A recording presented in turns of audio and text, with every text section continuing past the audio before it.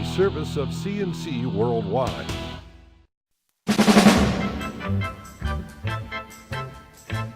The Daily is a service of CNC News and Jib Jab Greetings. I'm Bud Lowell. The full AccuWeather forecast right across the top of this and all CNC local news pages.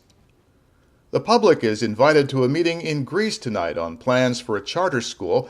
Discovery Charter School, based in Irondequoit, wants to open a school in the former Odyssey Academy building on Hoover Drive. They bought it from the Greece Central School District in December for $2.4 million. Hoover Drive is one of the 3 buildings declared surplus and shut down during last year's Greece school consolidation. The meeting's Tuesday night at 7 in the current Odyssey Academy at 750 Maiden Lane, the old Apollo. Entry for the meeting is through door number 5. Monroe County lawmakers are working on a resolution opposing the NY SAFE Act, New York's new gun control law. The legislature's Republican Party majority believes the law infringes the Second Amendment right to bear arms and also imposes the burden of enforcing it onto county taxpayers. Majority Leader Anthony Daniele says the resolution will be similar to those already adopted by neighboring Orleans, Genesee, Livingston, and Wayne counties. It should be introduced at next Tuesday's regular legislature meeting.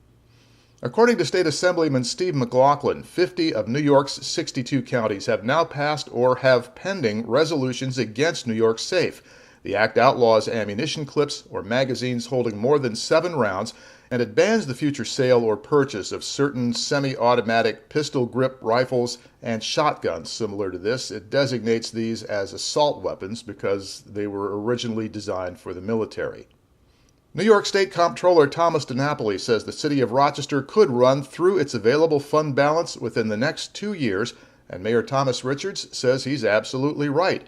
Rochester's mayor says the city's 2013 fiscal profile tells the same story city officials have been telling for years, that cities can no longer be sustained by just the property tax. Briefly, DiNapoli finds Rochester's revenues are growing slightly faster than the rest of New York City's, but that's more than offset by the Flower City having the highest rate of families living in poverty in New York, 25.8%, by the city's unemployment rate of 9.8%, much higher than the state average, which is less than 8.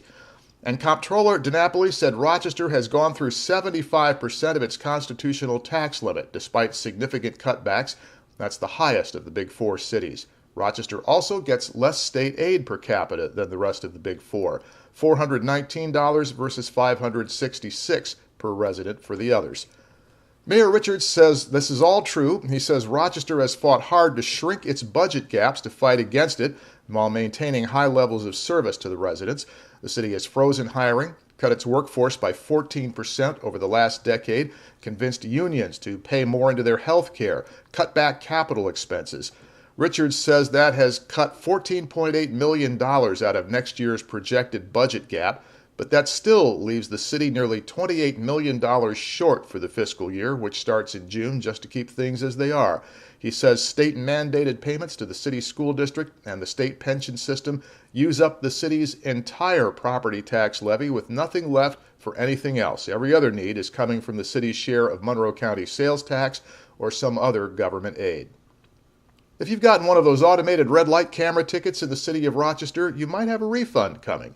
The mayor's office announced Monday that the State Transportation Department found a computer glitch in the traffic signals at Mount Read Boulevard and Driving Park Avenue and Mount Read and Emerson. It turns out the yellow signal was set shorter than it was supposed to be. The error was caught February 19th and the signals were reprogrammed. The DOT doesn't know how long they were wrong, and that means some people caught as violators at the Driving Park and at the Emerson intersections with those cameras might actually have been in the right. The affected cameras would be those on the southbound lanes, not counting the left turn signals. Because of this, Mayor Richards has ordered the Rochester Police Department and the camera vendor to put a hold on all pending violations from those intersections. The RPD will review each one and cancel any it thinks were affected by the yellow light issue. Anyone who feels they've been affected in the past may also reopen their case by calling the Rochester Parking Violations Bureau, 428-7478. Mayor Richards says the benefit of the doubt goes to the driver in all cases.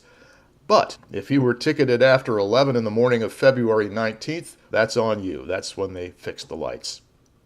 The town supervisor of Perrington has decided not to seek another term. Monroe County Legislature Vice President Mike Barker wants to be his successor. Barker threw his hat into the ring Monday. The Fairport resident represents the 11th District on the county legislature. Before that, he was a Perrington Town Councilman and a Fairport Village trustee. Barker will focus on quality of life issues. He wants to keep up with town services and keep fighting to hold the line for taxpayers. Lots of 911 related news over the past 24 hours. Rochester police say a 35-year-old man putting gas into a stalled SUV was struck and killed last night by a hit-and-run driver on North Goodman Street. This was about 11:15 Monday night on the block between Bay and Clifford. The victim was taken to Rochester General but died within the hour. Police are asking anyone who saw anything to call 911 and help them get the driver. The Orleans County Sheriff's Office has a Kendall man under arrest after he allegedly shot his wife, tried to burn down their home, and then shot himself. He was successful in burning down the home. Deputies say 64-year-old Dennis Bueller confronted his wife, 58-year-old Linda Bueller, when she arrived at their home on Peter Smith Road Monday evening. They say he shot her in the shoulder. She struggled with him and ran away. Then he set fire to the house and shot himself in the face while standing in the front yard. As it turned out, not fatally. Deputies secured the area before firefighters could move in. The home was destroyed. Both the Buellers survived, and both were taken to Straw Memorial Hospital, where they were in satisfactory condition. Several charges are pending against Dennis Bueller.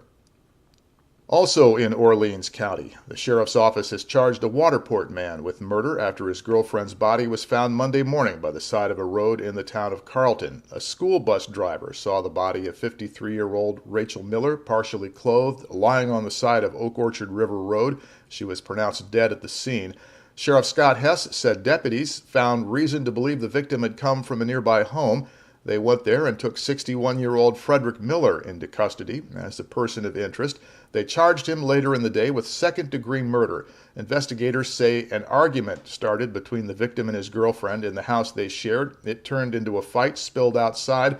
They say Miller then used his hands and some sort of blunt object to beat Rachel Miller to death. And Sheriff Hess says they have an important piece of evidence recovered next to the victim's body. A Canandaigua man has been indicted on 35 counts resulting from an investigation into the sexual abuse of boys. Leslie Hoke pleaded not guilty before Judge Craig Doran and faces pretrial arguments on April 19th. The 37-year-old Hoke was indicted on first-degree sexual misconduct against a child and numerous counts of committing a third-degree sexual act against 3 alleged victims. If convicted, he's looking at up to 50 years in prison. John Horace went free from state prison yesterday, Monday, out on parole after being convicted of raping and impregnating a comatose woman back in the mid-1990s. His release was confirmed by the State Department of Corrections. Horace was an aide at a nursing facility in Brighton back then. The victim was a patient under his care, and she'd been left in a coma by a car crash. She gave birth to a daughter and died about a year after that. Horace served 2/3 of a 25-year sentence. He's been named a Level 2 sex offender. He has to keep police informed of his address and report in every 90 days. In Leroy, police are trying to find out what killed a 5-month-old child this past weekend. Officers in the village were called Saturday to an address on Main Street, originally for a report of people fighting. There was no fight, but what they did find was an unconscious woman and a baby who wasn't breathing. They performed CPR until EMTs and an ambulance arrived and took over, but the child was pronounced dead on reaching the hospital. A preliminary autopsy didn't determine a cause of death for the infant, and that investigation continues. You'll find links to these and other stories on the left of the player window on your CNC News pages, and at the bottom of the story, links you can use to post news directly to us. What you share with us helps determine what we're able to cover for you, so let's hear from you. Next news is as it happens. Updates are when necessary. I'm Bud Lowell, CNC News.